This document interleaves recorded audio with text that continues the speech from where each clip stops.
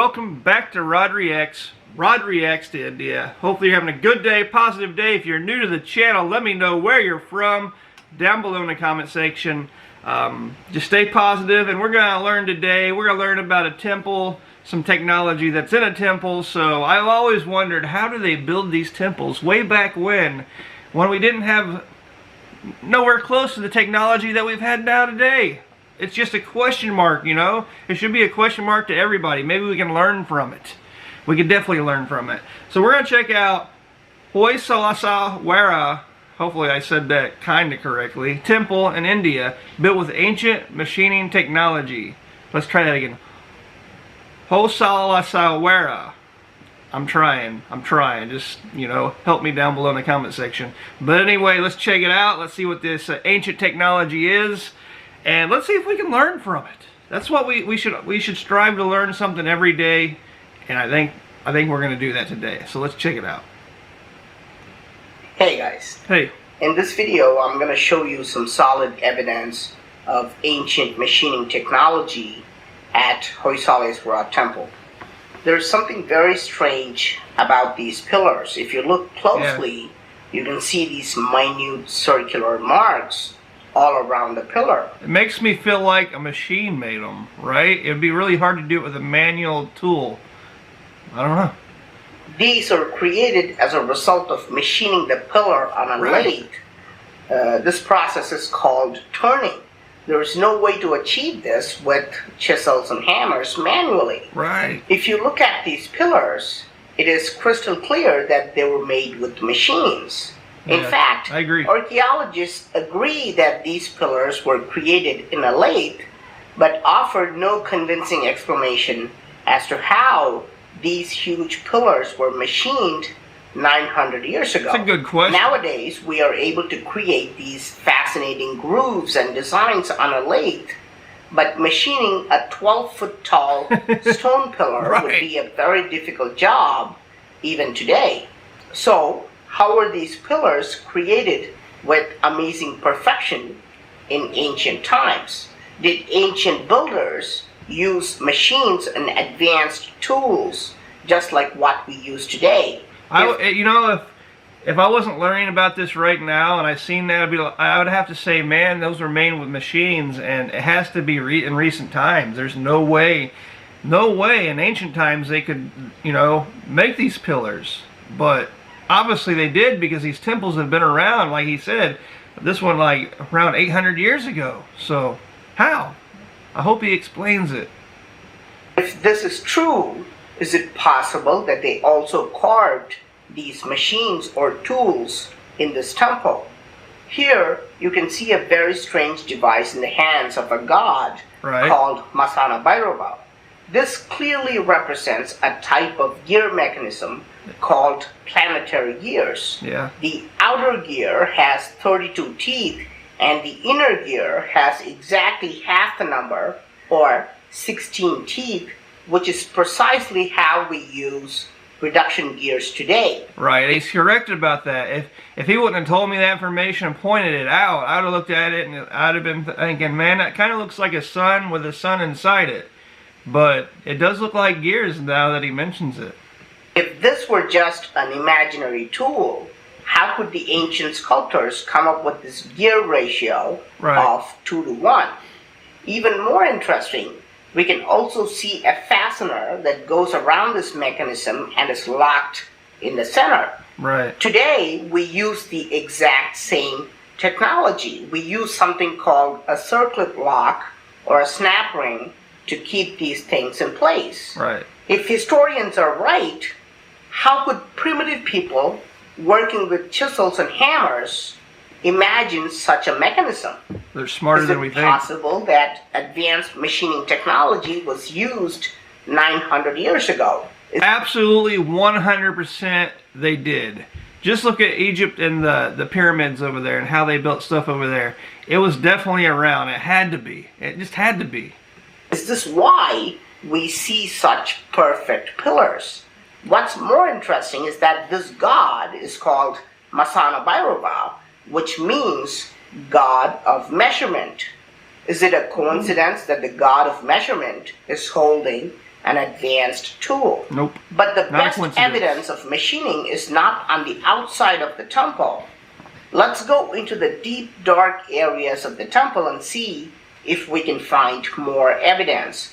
Here is a 7-foot tall god with the most uncanny ornaments. His crown is adorned with skulls, which are less than 1 inch wide.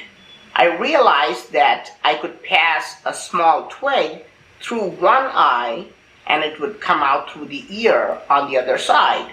The twig can also be passed from ear to ear and also ear to mouth and any way you want. That'd be hard to make. What does that mean?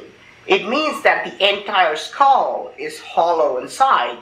It is impossible to remove the inside of a small sphere, which is only 1 inch wide. Right. Even with modern machines, this would be very difficult, but we know for a fact that creating a hollow sphere inside of such a small rock is impossible with primitive tools. Even more interesting, we can shine a flashlight between his head and crown, and the light shines through. There is a very small gap between the head and the crown. I tried to slide the same twig, which is about 3 millimeters wide, but it would not go through. This means that the gap is less than 3 millimeters wide. How could anyone create a small gap less than 3 millimeters wide with chisels? Is it possible that the small skulls, crown, and other pieces were carved out of separate rocks and then fixed together? No, archaeologists confirm that this 7-foot tall figure is made out of one solid rock. That's what I was kind of thinking. I'm like, maybe they just added it, but like he said, it's confirmed that they didn't. You answered one of my questions that I had. I've always wondered why the carvings in the darkest parts of the temple have the most intriguing details. Here's a woman who's wearing a large, thick necklace. Important gods. However, if you shine a flashlight, we can see that this is not one necklace, but two, because the light passes between the two necklaces. Right. Again, I tried to put the 3 millimeter wide twig, and it won't go between these necklaces. This is so impressive. How do we explain these extraordinary sculptures made 900 years ago? Now, the Hoysaleswara Temple is famous for housing the 6th and 7th largest monolithic bulls in India. However, in terms of beauty, they are ranked first and second. Wow. This is because they look like they have been created with machine precision. They look polished. For example, look at the level of polishing. Yeah. You can literally see your face like a mirror. And this is after 900 years of corrosion and damage. So you can imagine how perfect they would have looked at the time they were created. This is impressive. Is it possible that this kind of polishing was done with machines? Today, we use tools like the rotary burr for this level of polishing.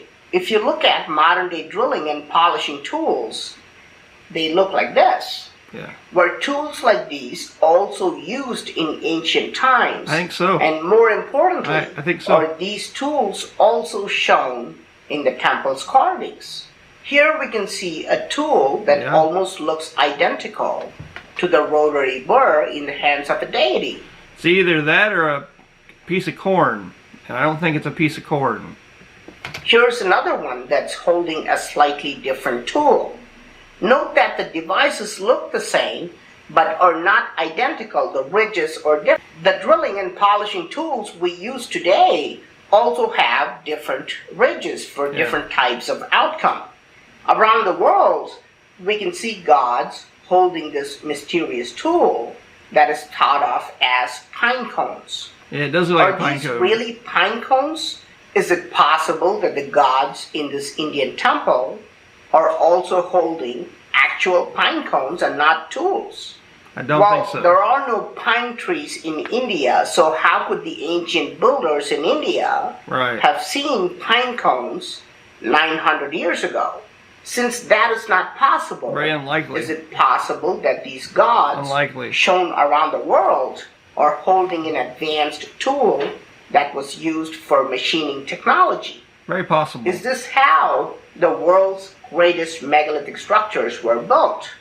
Also, many of these quote-unquote pine cones shown around the world are depicted with a long base, just like any modern tool. Right. In a previous video, I've also shown you a telescope carved in the same temple. How was this created without using machines? Haven't seen that yet. So what do you think were advanced machines and tools used Absolutely. 900 years ago? Absolutely. If they were not used, how do you explain these turn marks and grooves? Holes that are less than 3 millimeters wide and incredible polishing. What about these planetary gears and strange tools? Valid questions. Please let me know your thoughts in the comment section. I'm Praveen Mohan. This man that made this video is very brilliant. It's the first time I've ever watched any of his videos. Very brilliant, and brought up some really good questions. And I would have to say, they had to use some kind of ancient machinery that is as good or better than what we have today, and that's amazing. How's that possible? It's just, you know, when you think about that, it makes my mind hurt how they built these things hundreds and hundreds and hundreds of years ago. So they either had machines or they had some kind of god ability to build it. No, somebody from another planet. I don't know. Maybe there are like aliens that came down and helped. I don't know. And I know it kind of sounds a little weird when I say that, but it's hard for me to think about how they built these without machineries. And if they did have these machineries, where are these machineries at? You know, where's the remnants of them? Surely there's somewhere, right? I don't know. There's just so many questions. This video made my mind hurt, but I enjoyed it. I liked it. I learned more about this temple, and it just brought more questions. You know, you go to react to a video or study a subject, and you go to answer questions, and then you leave a video or a subject with even more questions. That's the way life works. It's just mysterious. But anyway, thank you for recommending this to me. I thoroughly enjoyed it. Let me know what I should react to next. Let me know your thoughts about this video, and if you think, and let me know how you think all of this was built. Let me know down below. For now, I'll see you next time. Peace.